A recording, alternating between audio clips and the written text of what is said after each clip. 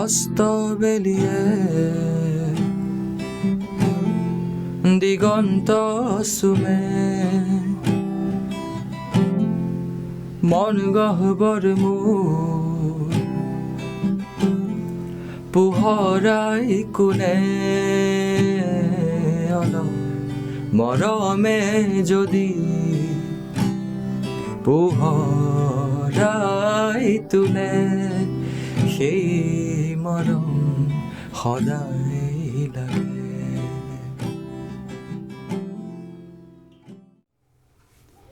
নমস্কাৰ, B17 বৰ্ণালী অসমলৈ মই বৰ্ণালীয়ে আপোনালোকক স্বাগতম জনাইছোঁ।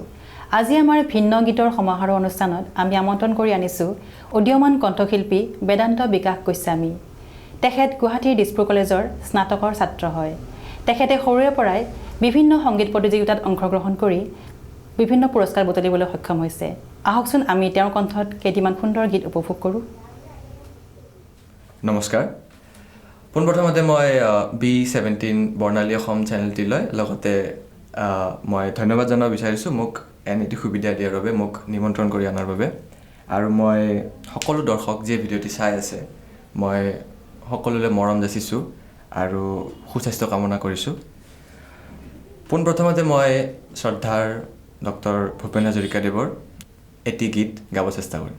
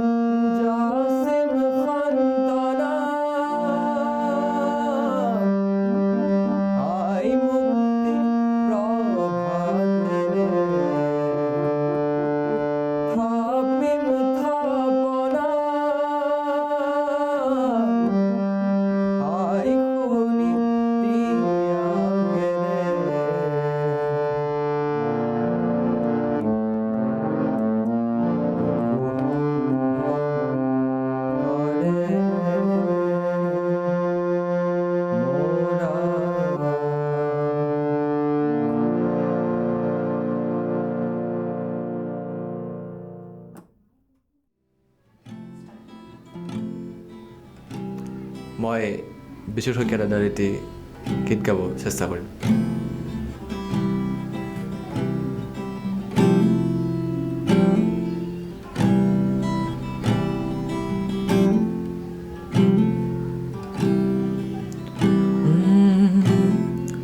অস্তবেলিয়ে দিগন্ত চুমে মন গহ্বৰ মোৰ পোহৰাই কোনে অলপ মৰমে যদি পোহৰাই তোলে সেই মৰম সদায় লাগে।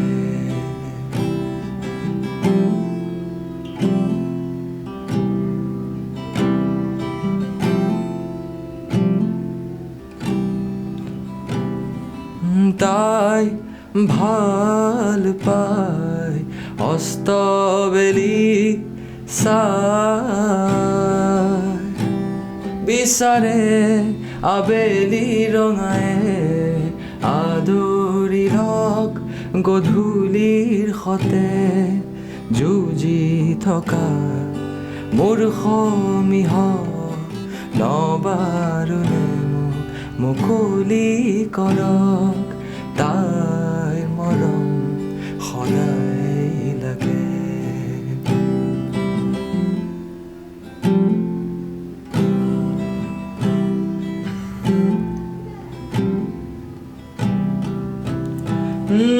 বেলি উভতি আহে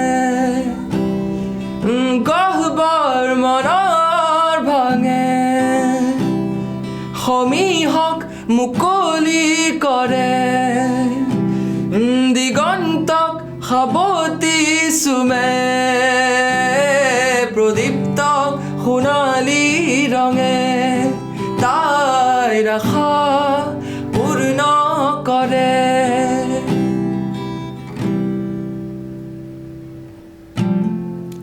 পক্ষীৰ দৰে মোৰো মনে ঘৰমুৱা হৈ জিৰাব খোজে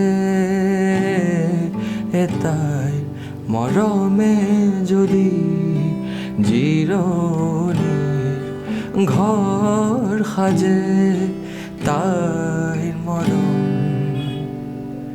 সদায়